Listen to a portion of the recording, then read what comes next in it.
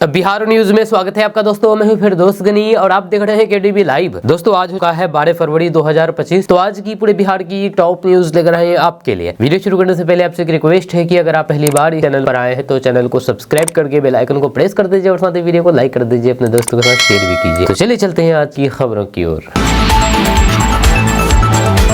दोस्तों आज बिहार न्यूज की शुरुआत सबसे पहले करेंगे कि अगर आप बेरोजगार हैं तो आपके लिए बहुत अच्छी खबर सामने आई है, क्योंकि डाक विभाग में मात्र 10वीं पास के लिए वैकेंसी निकली है और जिसमें करीब 21,000 वैकेंसी निकाली गई है। हम आपको इस खबर के बारे में बताएंगे विस्तार से। आपको बता दूं कि भारतीय डाक विभाग में सरकारी नौकरी पाने का गोल्डन चांस है। डाक विभाग ने अपने 23 डाक सर्किलों में ग्रामीण डाक सेवक के 21,413 पदों पर भर्ती निकाली है। इसके लिए ऑनलाइन आवेदन प्रक्रिया 10 फरवरी से शुरू हो गई है। ऑनलाइन आवेदन डाक विभाग की वेबसाइट www.indiapost.gdsonline.gv.in पर जाकर के 3 मार्च तक आवेदन करना होगा। दोस्तों लोकसभा में बिहार में बिगड़ती कानून व्यवस्था का मुद्दा उठाते हुए पूर्णिया के सांसद पप्पू यादव ने कहा कि बिहार में अपराध और पुलिस की बर्बरता चरम पर है, जिससे आम जनता परेशान है। सांसद पप्पू यादव ने अपने संबोधन में कहा कि बिहार में लगातार पुलिस के द्वारा लाठीचार्ज, माफियाओं का जुल्म और फिर अपराधियों की मनमानी बरती जा रही है। सासाराम के सांसद मनोज राम पर जातीय आधार पर हमला किया गया। मुजफ्फरपुर में पुलिस ने छात्रों की बेरहमी से पिटाई की। हमारे सांसदों और फिर धार्मिक गुरुओं तक को निशाना बनाया जा रहा है। उन्होंने कहा है कि बिहार में 39 से अधिक मॉब लिंचिंग की घटनाएं हो चुकी है, लेकिन अब तक कोई भी ठोस कार्रवाई नहीं हुई है। छात्रों पर लाठीचार्ज आम बात हो गई है, जबकि अपराधी और फिर माफिया दिन ब दिन मजबूत होते जा रहे हैं। बिहार में अपराध के नेक्सस को तुरंत खत्म किया जाए, पुलिस या बर्बरता पर रोक लगाई जाए। सांसद पप्पू यादव धार्मिक गुरुओं और फिर छात्रों पर हो रहे हमलों की उच्च स्तरीय जाँच करने की मांग की है। जब पप्पू यादव ने बिहार सरकार और फिर केंद्र सरकार से अपील करते हुए कहा कि यदि जल्द ही इस पर कड़ी कार्रवाई नहीं की गई तो फिर जनता का कानून व्यवस्था पर से भरोसा उठ जाएगा। उन्होंने चेतावनी दी है कि यदि हालात नहीं सुधरे तो फिर वे खुद सड़कों पर उतर करके आंदोलन करेंगे। दोस्तों बिहार के लिए आज का दिन ऐतिहासिक दिन साबित हुआ है, जब केंद्र सरकार ने मैथिली भाषा को संसद के भाषणों के अनुवाद में शामिल करने का फैसला किया है। इस कदम से बिहार की सांस्कृतिक धरोहर को एक नई पहचान मिली है। यह राज्य के लाखों मैथिली भाषी लोगों को गर्व महसूस होगा। इस संबंध में बिहार के डिप्टी सीएम सम्राट चौधरी अपने सोशल मीडिया पर इस बात की जानकारी दी है। जब बिहार के डिप्टी सीएम सम्राट चौधरी ने सोशल मीडिया एक्स पर लिखा कि बिहार की गौरव भाषा मैथिली समेत 6 अन्य भारतीय भाषाओं को संसदीय कार्य प्रणाली का हिस्सा बनाया गया है। अब इन भाषाओं में भी लोकसभा की कार्यवाही का त्वरित भाषांतर होगा। सम्राट चौधरी ने कहा है कि प्रधानमंत्री नरेंद्र मोदी जी के नेतृत्व में मखाने से लेकर के मैथिली तक बिहार का सम्मान लगातार बढ़ रहा है। केंद्र सरकार ने संसद में दिए जाने वाले भाषणों के अनुवाद की प्रक्रिया में 6 नई भाषाओं को जोड़ा है। इसमें मैथिली भी शामिल है, जिससे ये भाषा अब संसद के भाषणों का हिस्सा बन गई है। दोस्तों पूर्णिया सांसद पप्पू यादव ने लोकसभा में मंदिर, मस्जिद, गुरुद्वारा, चर्च और फिर बाबाओं की संपत्ति की निगरानी करने और उन पर टैक्स लगाने की मांग की है। उन्होंने कहा है कि देश में धार्मिक संस्थानों, बाबाओं और फिर एनजीओ पर कोई भी टैक्स नहीं है। या इनके फंड की सरकार निगरानी भी नहीं करती है। या इनका पैसा कहां से आता है और कहां जाता है, या इस बारे में पता नहीं चल पाता है। या ऐसे में सरकार को इस पर ध्यान देना चाहिए। या सांसद पप्पू यादव ने केंद्रीय बजट पर चर्चा करने के दौरान संसद में यह बातें कही है। सांसद पप्पू यादव ने सदन में कहा कि देश में 3 चीजों का कभी मूल्यांकन नहीं होता है। इसमें सबसे पहले मंदिर, मस्जिद, गुरुद्वारा और फिर चर्च आते हैं। अगर हम सिर्फ मंदिर की ही बात करेंगे तो फिर 3.5 से 4 लाख करोड़ रुपए मंदिरों में जमा है। जब गुरुद्वारे और फिर अन्य धार्मिक संस्थानों का पैसा अलग है। उन्होंने सवाल किया है कि क्या वित्त मंत्री उस पर निगरानी नहीं रखते? सिर्फ 2 दिन मुफ्त खाना खिला करके क्या इन्हें पैसा रखने की आजादी दे दी जाती है? पप्पू यादव ने कहा कि इसके अलावा देश में जितने भी बाबा लोग हैं, किसी के पास 2000 करोड़ तो किसी के पास 10,000 करोड़ की संपत्ति है। उन्होंने एनजीओ के माध्यम से बड़ी फंडिंग जुटाई है। एनजीओ पर टैक्स नहीं लगता है, उनकी संपत्ति पर सरकार का अंकुश नहीं है। सांसद पप्पू यादव ने आगे कहा है कि हिंदुस्तान में फकीरी और फिर अमीरी दोनों में मजा है। उन्होंने सीएचओ फंड की कार्यशैली पर सवाल उठाते हुए कहा कि बड़ी बड़ी कंपनियां सीएसआर के जरिए कहां पैसा लगाती है, किसको देती है, इस पर कोई भी ध्यान नहीं देता है। दोस्तों मुजफ्फरपुर में एक दारोगा ने काम करने के बदले एक युवक से 75,000 रुपए रिश्वत की मांग की है, जिसके बाद युवक ने इसकी शिकायत निगरानी अन्वेषण ब्यूरो के मुख्यालय में पटना में कर दी, जिस पर विजिलेंस की टीम ने शिकायत की जांच की और फिर आरोप को सही पाया। फिर आरोपी को गिरफ्तारी करने के लिए जाल बिछाया गया और फिर दारोगा को 75,000 रुपए रिश्वत लेते रंगे हाथ गिरफ्तार कर लिया गया। दरअसल सरैया थाना क्षेत्र के बसंतपुर निवासी अवधेश कुमार सिंह ने निगरानी अन्वेषण ब्यूरो को 27 जनवरी को शिकायत दर्ज कराई थी कि सरैया के पुलिस अवर निरीक्षक रोशन सिंह 75 रुपए की रिश्वत की मांग कर रहे हैं। इस सूचना के सत्यापन के बाद ब्यूरो ने शुरुआती जांच में आरोप सही पाए जाने के बाद इस कांड में अंतिम अंकित पर अनुसंधान करता और फिर पुलिस उपाधीक्षक सत्येंद्र राम के नेतृत्व में एक छापेमारी दल का गठन किया। इसके बाद तय समय के मुताबिक मंगलवार को शिकायतकर्ता भटोरा के राजकुत गांधी जानकी उच्चतर माध्यमिक विद्यालय के पास जैसे ही पुलिस अवर निरीक्षक सिंह को 75,000 रुपए बतौर रिश्वत दे रहा था, तभी ब्यूरो की टीम ने पुलिस अधिकारी को गिरफ्तार कर लिया। दारोगा को गिरफ्तार करने के बाद निगरानी की टीम उसको लेकर के सर्किट हाउस लेकर के पहुंची, जब प्रारंभिक पूछताछ करने के बाद उसको साथ लेकर के पटना के लिए रवाना हो गई। गिरफ्तार दारोगा रोशन कुमार सिंह सारण जिले के अवतारनगर थाने के मखदुमपुर गाँव का रहने वाला है। दोस्तों बेगूसराय के बछवाड़ा प्रखंड की रुदौली पंचायत में भारत रत्न जननायक कर्पूरी ठाकुर जी की प्रतिमा पर असामाजिक तत्वों द्वारा पान और गुटखा का पिपरी फेंक करके अपमानित किया गया, जो कि घोर अपराध है। इसके विरोध में शहीद स्मारक किला क्षेत्र में भारतीय नाई समाज मुंगेर की ओर से 1 दिवसीय धरना प्रदर्शन करके मुंगेर के जिलाधिकारी और आयुक्त को ज्ञापन दिया गया। इस कुकर्म के खिलाफ आम जनता पार्टी के प्रदेश अध्यक्ष उमेश ठाकुर और आम जनता पार्टी के प्रधान महासचिव मोहम्मद सुभान आलम ने कड़ी निंदा की। जब मोहम्मद सुभान आलम और उमेश ठाकुर ने कहा कि बिहार सरकार इस पर सख्त से सख्त एक्शन लेकर ले और बिहार में नीतीश की सरकार है और यहाँ पर खुलेआम बिहार के गौरव के साथ छेड़छाड़ किया जा रहा है, घिनौना हरकत किया जा रहा है, जो कि काफी निंदनीय है। ये जो भी गलत हरकत किए हैं ये सभी असामाजिक तत्व है, इनको समाज में रहने का कोई भी अधिकार नहीं होना चाहिए, क्योंकि जिस तरीके का कार्य किया गया है ये काफी शर्मनाक है। और आपको बता दूं कि आम जनता पार्टी के दोनों पदाधिकारी उमेश ठाकुर और मोहम्मद सुभान आलम इस कुकर्म के खिलाफ लगातार आवाज उठा रहे हैं और लगातार कार्रवाई की मांग कर रहे हैं। इस धरना प्रदर्शन में प्रदेश उपाध्यक्ष उमेश ठाकुर, जिला अध्यक्ष महेश ठाकुर, प्रदेश सचिव विनोद ठाकुर, जिला संरक्षक विजय ठाकुर, प्रदेश उपाध्यक्ष और बाकी कई सारे लोग मौजूद रहे। दोस्तों कांग्रेस नेता राशिद अल्वी ने दिल्ली में भाजपा की जीत को लेकर के विवादित बयान दिया है। राशिद अल्वी ने दिल्ली के चुनाव परिणाम को दिल्ली के मुसलमानों के लिए चिंता की बात बताई है। यह कांग्रेस नेता राशिद अल्वी ने दिल्ली में भाजपा की जीत को लेकर के बताई है। यह राशिद अल्वी ने कहा कि दिल्ली में जो कुछ हुआ है वह दिल्ली के मुसलमानों के लिए चिंता की बात है। दिल्ली के इस चुनाव में उन्हें ये सोचने पर मजबूर कर दिया है कि भाजपा हमारी यानी कि कांग्रेस की वजह से ही चुनाव जीती है। अगर हमें भाजपा को हराना है तो फिर इंडिया गठबंधन में शामिल सभी दलों का सम्मान करना होगा और गठबंधन को मजबूत करना होगा। दिल्ली विधानसभा चुनाव में भाजपा ने बहुमत हासिल किया है, वहीं पर 10 साल बाद आम आदमी पार्टी की सत्ता से विदाई हो गई है। यह चुनाव में भाजपा को दिल्ली की 70 में से 48 विधानसभा सीटों में जीत हासिल हुई है, वहीं पर आम आदमी पार्टी केवल 22 सीटों पर ही सिमट करके रह गई। वहीं कांग्रेस को लगभग तीसरी बार दिल्ली विधानसभा चुनाव में एक भी सीट हासिल नहीं हुई है। दोस्तों संसद के बजट सत्र के दौरान केंद्रीय मंत्री और जेडीयू के पूर्व अध्यक्ष ललन सिंह ने बीजेपी के नेता गिरिराज सिंह की चुटकी ली है। जब मत्स्य उत्पादन के एक सवाल के जवाब देते हुए ललन सिंह ने केंद्रीय मंत्री गिरिराज सिंह का नाम लेते हुए कहा कि वे मछली खाते हैं लेकिन खिलाते नहीं है। जब लोकसभा में मंगलवार को प्रश्नकाल के दौरान सारण से बीजेपी के सांसद राजीव प्रताप रूडी ने बिहार में मछुआरों को सरकारी योजनाओं का लाभ पूरी तरह से नहीं मिल पाने का मुद्दा उठाया। रूडी ने कहा कि देश में सबसे ज्यादा मछुआरे बिहार में है। यहाँ लगभग 40 लाख लोग मछली पालन के व्यवसाय से जुड़े हुए हैं। जब साल में 3 महीने मछली उत्पादन पर प्रतिबंध होता है, जब उस समय सरकार मछुआरों को आर्थिक सहायता राशि देती है, मगर बिहार के मछुआरों को इसका लाभ नहीं मिल पा रहा है। इसके जवाब में केंद्रीय मंत्री ललन सिंह ने कहा कि योजना के तहत 1500 रुपए केंद्र और फिर राज्य सरकार मिलकर के योगदान करती है। 1500 रुपए का योगदान लाभार्थी का होता है। कई बार ऐसी परिस्थिति बन जाती है जिसमें लाभार्थी और फिर राज्य सरकार का अंश नहीं मिल पाता, तब इस योजना का मछुआरों को नहीं मिल पाता है।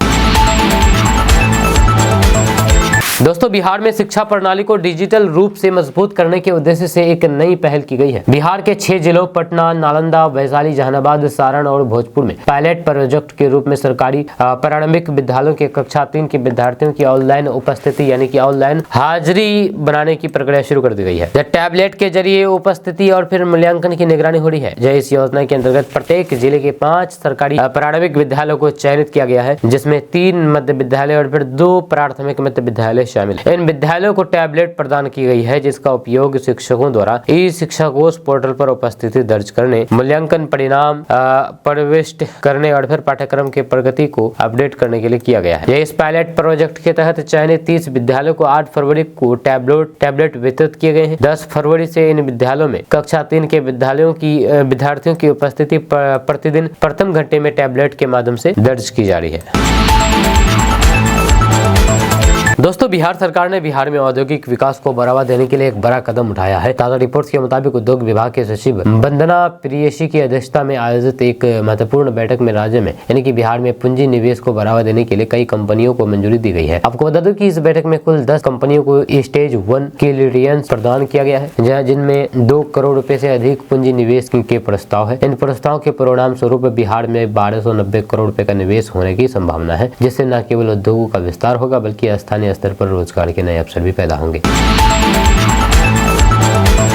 दोस्तों बिहार पुलिस ने 50 साल से ज्यादा उम्र के पुलिस कर्मियों को जबरन रिटायर करने का फैसला किया है। इस कदम का उद्देश्य पुलिस विभाग में कार्यशील और फिट कर्मियों को बनाए रखना है। जब पुलिस मुख्यालय ने सभी एसएसपी, एसपी और फिर रेल पुलिस की एसपी को एक आदेश जारी करके इस संबंध में एक लिस्ट बनाने को कहा गया है। ये लिस्ट उन पुलिस कर्मियों की होगी जिन्हें इस साल 31 मार्च तक रिटायर कर दिया जा सकता है, जिनमें से कुछ गंभीर बीमारियों की वजह से ड्यूटी नहीं कर पा रहे हैं। इस आदेश के दायरे में सिपाही से लेकर के डीएसपी स्तर तक के अफसरों को शामिल किया जाएगा। पुलिस मुख्यालय ने इस लिस्ट को तैयार करने में पुलिस कर्मियों के ट्रैक रिकॉर्ड को आधार बनाने का फैसला किया है, जिससे विभाग में हलचल मच गई है। जब पुलिस कर्मी इस बात से चिंतित है कि उनके खिलाफ पूर्वग्रह या फिर गलत नियत से उनका नाम जबरन रिटायरमेंट लिस्ट में डाला जा सकता है। बिहार पुलिस एसोसिएशन के अध्यक्ष मृत्युंजय सिंह ने इस पर चिंता जताते हुए कहा कि इस आदेश से भेदभाव होने की संभावना है, जिससे पुलिस फोर्स का मनोबल गिर सकता है। एक सीनियर पुलिस अफसर ने बताया है कि ये कदम इसलिए उठाया गया है ताकि बिहार पुलिस में केवल वही कर्मी काम करे जो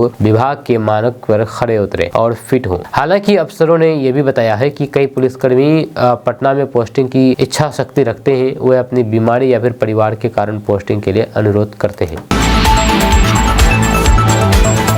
दोस्तों सोशल मीडिया के ज़माने में कभी किससे मोहब्बत प्यार हो जाए तो कुछ नहीं कहा जा सकता। ऐसा ही एक मामला बिहार के भागलपुर जिले से सामने आया है, जहां पर यूपी के गाजियाबाद की एक शादीशुदा महिला को फेसबुक पर भागलपुर के एक युवक से मोहब्बत हो गया, प्यार हो गया। युवक की शादी कहीं और हो गई है। इस बात की जानकारी महिला को जब मिली तो वह अपने बच्चों और फिर पति को छोड़ करके अपने प्रेमी के घर पहुँच गई और युवक से शादी करने की जिद पर अड़ गई। जानकारी के मुताबिक मामला भागलपुर जिले के नवगछिया थाना क्षेत्र के तैतरी गांव के है, जहां शादीशुदा महिला का नाम बिंदिया कुमारी है। बताया जा रहा है कि तैतरी गांव के रहने वाले मोहम्मद मेराज अली यूपी के गाजियाबाद में मजदूरी करने गए थे। इसी दौरान बिंदिया और फिर मोहम्मद मेराज अली की मुलाकात फेसबुक के जरिए हुई। फिर दोनों में दोस्ती हो गई और दोस्ती कब प्यार में बदल गई उनको पता नहीं चला। 3 साल तक शादीशुदा महिला और फिर युवक के बीच प्रेम संबंध रहे और युवक ने महिला से शादी करने की बात कही। वहीं पर 5 महीने पहले ही मोहम्मद मेराज अली अपने घर वापस आ गया था। यहाँ उसके परिजनों ने उसकी शादी किसी और अन्य युवती से करवा दी। जब इस बात की जानकारी शादीशुदा महिला को मिली तो फिर वह अपने प्रेमी से मिलने के लिए अपने परिवार और फिर बच्चों को छोड़ करके नवगछिया थाना क्षेत्र की तैतरी गांव पहुंच गई और युवक के घर पर धरने पर बैठ गई। महिला युवक से शादी करने की जिद पर अड़ी रही। वहीं इसके बाद लड़के के परिवार वालों ने इसकी सूचना पुलिस को दे दी। इधर सूचना मिलते ही पुलिस मौके पर पहुंची और फिर शादीशुदा महिला को थाने ले आई। शादीशुदा महिला ने अपने प्रेमी पर आरोप लगाया है कि उसने शादी का झांसा देकर के उसके साथ शारीरिक संबंध बनाए और फिर उसे धोखा दिया गया। फिलहाल पुलिस मामले की जांच कर रही है।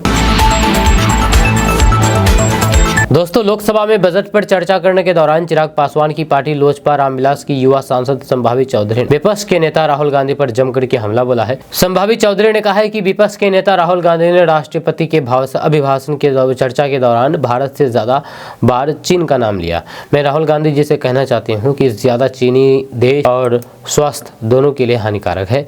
संभावी चौधरी ने बिहार की बेटी पद्मश्री दुलारी देवी की मिथिला पेंटिंग वाली साड़ी पहन कर के भाषण देने के लिए वित्त मंत्री को धन्यवाद भी दिया। उन्होंने कहा है कि इससे बिहार का गौरव और सम्मान बरकरार है। वहीं पर लोजपा रामविलास के सांसद ने कहा कि पूरी दुनिया को जीरो देने वाली आर्यभट्ट का जन्म बिहार में हुआ था। ये वही जीरो है जो दिल्ली विधानसभा में कांग्रेस को मिला था। जब वहीं पर बिहार को बजट में 2 और जीरो मिल गए हैं, तो फिर विपक्ष को इतनी परेशानी क्यों हो रही है? बिहार हमेशा उस सरकार का आभारी रहेगा जिसने बिहार में विकास किया है। खुद को बिहार की बेटी बताते हुए संभावी चौधरी ने कहा कि मैं उस बिहार की बेटी हूं जो इस देश की रीढ़ है। या कॉर्पोरेट सेक्टर हो, सॉफ्टवेयर IT सेक्टर हो, इंफ्रास्ट्रक्चर वर्कर हो, हर घर में एक बिहारी है जो कि आपके घर को घर बनाएगा। अब बिहार का उत्थान पक्का है। अब बिहार के उत्थान में कोई भी बाधा नहीं आएगी। खबर मुजफ्फरपुर से सामने आई है। मुजफ्फरपुर में 100 करोड़ रुपए की लागत से एक नया पुल बनाया जाएगा। जी हाँ, 100 करोड़। आपको बता दूं कि मुजफ्फरपुर जिले के बंदरा और फिर सकरा मुरोल प्रखंड को जोड़ने के लिए नए पुल का निर्माण होगा। रतवारा और फिर ढोली के बीच बुढ़ी गंडक पर बनने वाले इस पुल का प्रस्ताव तैयार किया गया है। करीब 100 करोड़ रुपए इस पर खर्च आएगा। बिहार राज्य पुल निर्माण निगम की वरिष्ठ परियोजना अभियंता ने DDC श्रेय अनुपम को इसका प्रस्ताव भेजा है। इस पुल के निर्माण से सकरा और फिर मुरैल से बंदरा के बीच दूरी कम हो जाएगी। इसके अलावा NH 57 से भी इलाके की सड़कों का जुड़ाव हो जाएगा। DDC को भेजे गए प्रस्ताव के अनुसार पुल की लंबाई 325 मीटर होगी। वहीं इसके दोनों तरफ 1.5 किलोमीटर का संपर्क पथ भी होगा। यह वरिष्ठ परियोजना अभियंता के अनुसार साल 2019 में ही इसका प्रकलन तैयार कर लिया गया था। विभाग की ओर से इसकी स्वीकृति के बाद आगे की कार्रवाई की जाएगी। अब फिर से इसका प्रस्ताव भेजे जाने पर स्वीकृति मिलने की उम्मीद है। दोस्तों, दिल्ली विधानसभा चुनाव के नतीजे आने के बाद, रिजल्ट आने के बाद अब इसके साइड इफेक्ट भी दिखने लगे हैं। खास तौर पर बिहार की राजनीति में इस परिणाम के बाद कांग्रेस की रणनीति को लेकर के सवाल किए जाने लगे हैं। अब बिहार कांग्रेस के नेता भी अपनी पार्टी से स्पष्ट चाहती हैं कि पार्टी किस रास्ते चलना चाहती है। कांग्रेस के नेता तारिक अनवर ने इसकी पहल करते हुए सीधे तौर पर सवाल उठा दिया है और उन्होंने कांग्रेस को अपनी राजनीतिक रणनीति स्पष्ट करने की जरूरत बताई है। कटिहार के सांसद तारिक अनवर ने सोशल मीडिया प्लेटफॉर्म पर अपनी प्रतिक्रिया देते हुए पार्टी की रणनीति पर सवाल उठाते हुए पूछा है कि कांग्रेस पार्टी गठबंधन की राजनीति करेगी या अकेले चलेगी। तारिक अनवर ने पार्टी संगठन को लेकर के भी अपनी नाराजगी जताई है। कटिहार सांसद तारिक अनवर ने अपने ट्वीट में लिखा है कि कांग्रेस को अपनी राजनीतिक रणनीति को स्पष्ट कर देने की जरूरत है। जी हाँ, उन्हें तय करना होगा कि वे गठबंधन की राजनीति करेंगे या फिर अकेले चलेंगे। साथ ही पार्टी के संगठन में मूलभूत परिवर्तन करना भी जरूरी हो गया है। जाहिर तौर पर तारिक अनवर जैसे नेता खुले तौर पर कभी भी इस तरीके के सवाल नहीं उठाए हैं, लेकिन अब जब दिल्ली चुनावों के नतीजों पर पार्टी की रणनीति को लेकर के सवाल उठाए हैं, तो फिर जाहिर तौर पर इसके साइड इफेक्ट बिहार कांग्रेस के भीतर भी देखना शुरू होंगे। खास तौर पर जब उन्होंने संगठनात्मक ढांचे में बुनियादी बदलाव की मांग की है, तो फिर इसका दूरगामी असर पार्टी के भीतर भी पड़ने वाला है।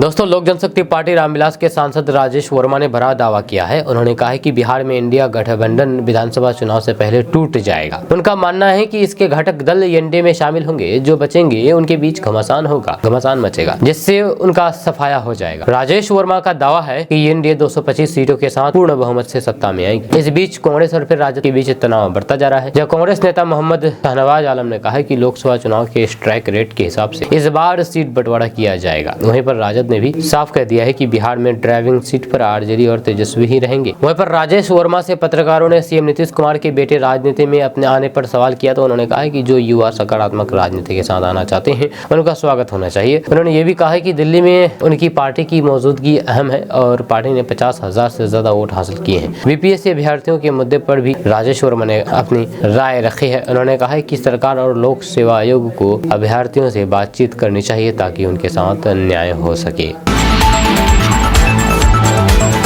दोस्तों, बिहार में फरवरी के दौरान न्यूनतम तापमान में हाल ही में वृद्धि से किसानों के बीच चिंता का विषय बन गई है। गर्म मौसम जिसमें तापमान 10 डिग्री सेल्सियस से नीचे नहीं गिरता, रबी की फसलों विशेष रूप से चना और मसूर जैसे दालों को प्रभावित कर रहा है। वहीं पर फसलों को इष्टतम विकास के लिए ठंड और फिर ओस की आवश्यकता होती है, लेकिन वर्तमान परिस्थितियों के कारण समय से पहले फूल झड़ रहे हैं और दाना कम विकसित हो रहा है। किसान देर से बोई गई फसलों, खासतौर पर चना और फिर मसूर मसूर की फसल से जुड़ रहे हैं, जो अभी फूल और फिर फली बनने की आस्था में है।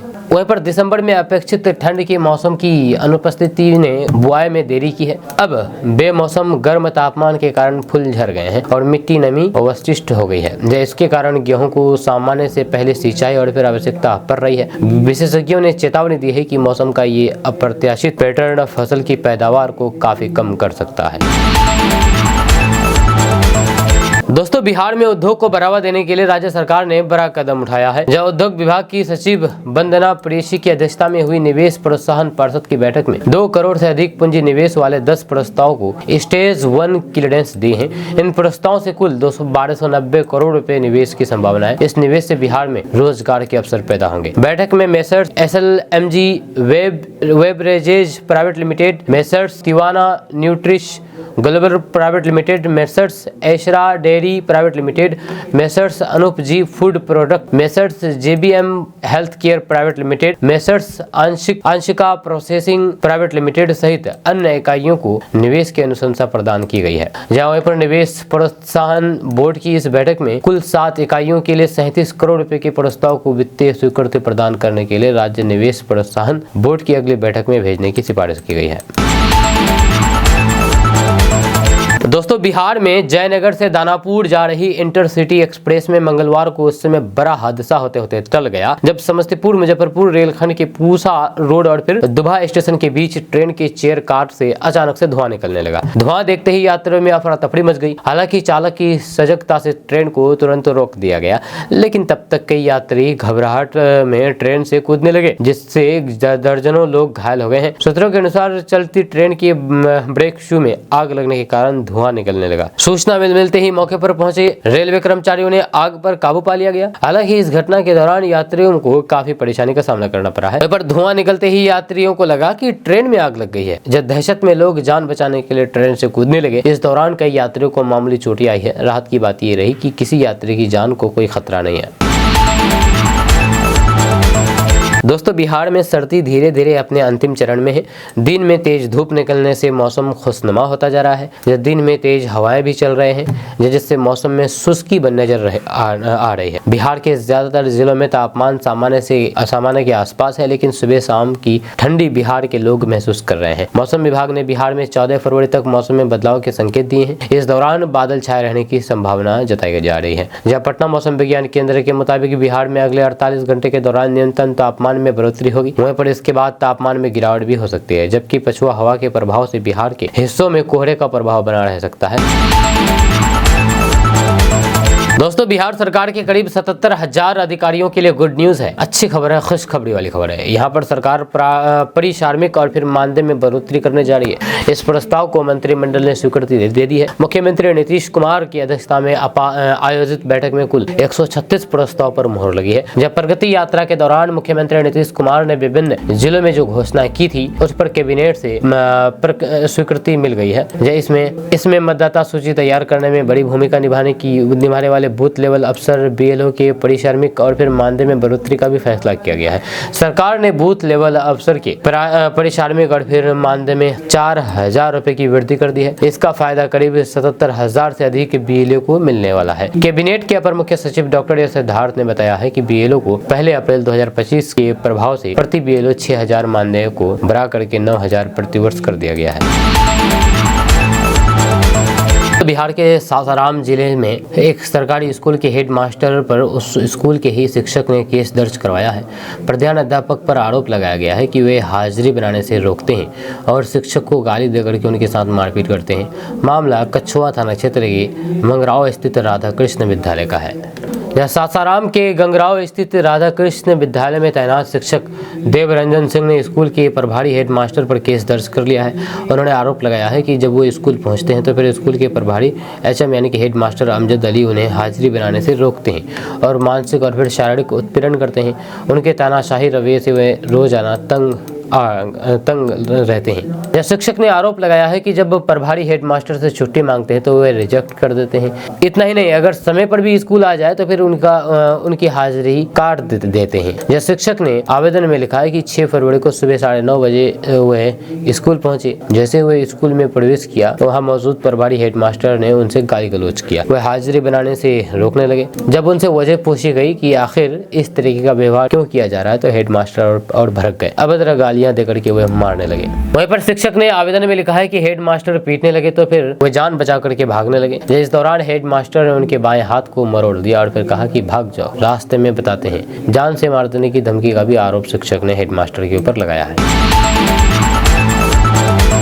दोस्तों, मुख्यमंत्री नीतीश कुमार की प्रगति यात्रा ने बिहार राज्य पुल निर्माण निगम के खाते में नए प्रोजेक्ट की भरमार कर दी है। आने वाले बजट में बिहार में नए पुलों के लिए बड़ी राशि का प्राविधान संभव है। अब तक जिन पुलों के निर्माण के लिए राशि स्वीकृत हुई है वह 1,500 करोड़ रुपए है। जब पूर्वी चंपारण जिले के लाल बकैया नदी पर बलुआ गुआबाड़ी के समीप 72 करोड़ रुपए की लागत से RCC पुल का निर्माण कराए जाने को अनुमति मिल गई है। RCC पुल के अतिरिक्त RCC पुल के अलावा कई जगहों पर ROB के निर्माण के लिए भी प्रगति यात्रा के दौरान राशि की मंजूरी कर दी गई है। वहीं पर मुजफ्फरपुर के गोबर शहीद चौक के पास लेवल क्रॉसिंग की संख्या 4A बदले ROB निर्माण को अनुमति दी गई है। इस पर 167 करोड़ रुपए खर्च होंगे। दोस्तों, परीक्षा पे चर्चा 2025 कार्यक्रम में बिहार के 2 प्रतिभाशाली विद्यार्थियों को प्रधानमंत्री नरेंद्र मोदी से संवाद करने का अवसर प्राप्त हुआ। यह टी मॉडल इंटर महाविद्यालय गया के छात्र विराज कुमार और फिर शिव गंगा बालिका उच्च विद्यालय मधुबनी की छात्रा अंशु प्रिया ने पूरे राज्य का प्रतिनिधित्व किया।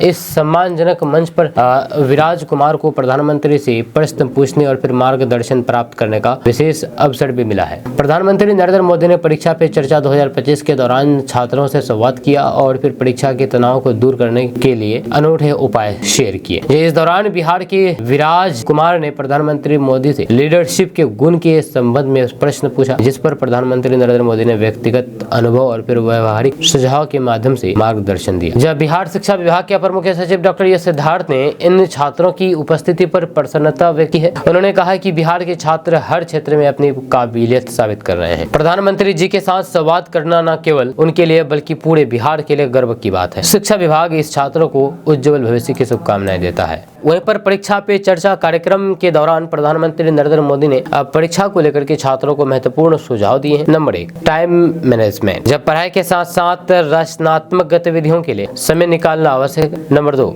सकारात्मक सोच। परीक्षा को उत्सव की तरह ले और आत्मविश्वास बनाए। नंबर 3, मनोवैज्ञानिक तैयारी। जब तनाव मुक्त रहने के लिए नियमित रूप से ध्यान और योग करें। नंबर 4, अभिभावकों के लिए संदेश। बच्चों पर अनावश्यक दबाव न डालें बल्कि उन्हें प्रोत्साहित करें। इस ऐतिहासिक अनुभव पर अपनी प्रतिक्रिया शेयर करते हुए विराज कुमार ने कहा कि प्रधानमंत्री नरेंद्र मोदी से संवाद करना मेरे जीवन का सबसे यादगार पल था। उनकी बातें मेरी आगे की पढ़ाई और फिर कैरियर के लिए बहुत प्रेरणादायक है। वहीं पर अंशु प्रिया ने भी अपनी खुशी जाहिर करते हुए कहा कि इस कार्यक्रम में भाग लेना मेरे लिए गर्व की बात है। प्रधानमंत्री जी की सलाह मेरे जैसे लाखों छात्रों के लिए मार्गदर्शन का काम करेगा।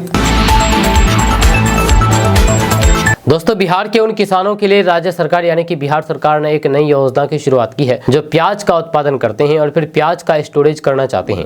ऐसे किसानों के लिए सरकार ने प्याज भंडारण योजना को शुरू किया है ताकि प्याज उत्पादक किसान प्याज का स्टोरेज कर सके।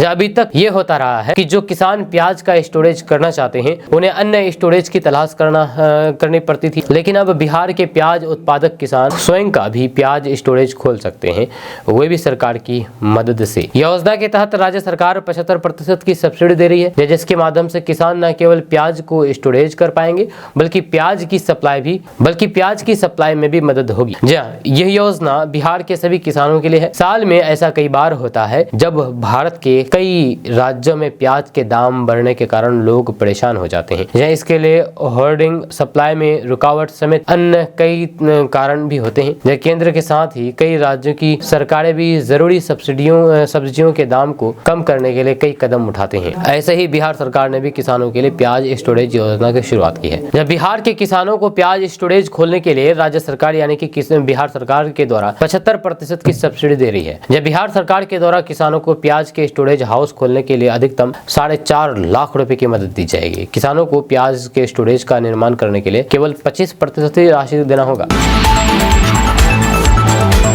दोस्तों, बिहार बोर्ड 10वीं परीक्षाएं 17 फरवरी से शुरू होकर के 25 फरवरी तक चलेगी। बोर्ड ने परीक्षा से जुड़े हुए दिशा निर्देश जारी कर दिए हैं। इस बार परीक्षा केंद्र पर कुछ नए नियम लागू कर दिए गए हैं। जब बिहार विद्यालय परीक्षा समिति ने मैट्रिक परीक्षा के लिए ड्रेस कोड, परीक्षा समय और फिर अतिक्रमण पर प्रतिबंध के बारे में दिशा निर्देश जारी कर दिए गए हैं। जब परीक्षा का आयोजन 17 फरवरी से 25 फरवरी तक चलेगा।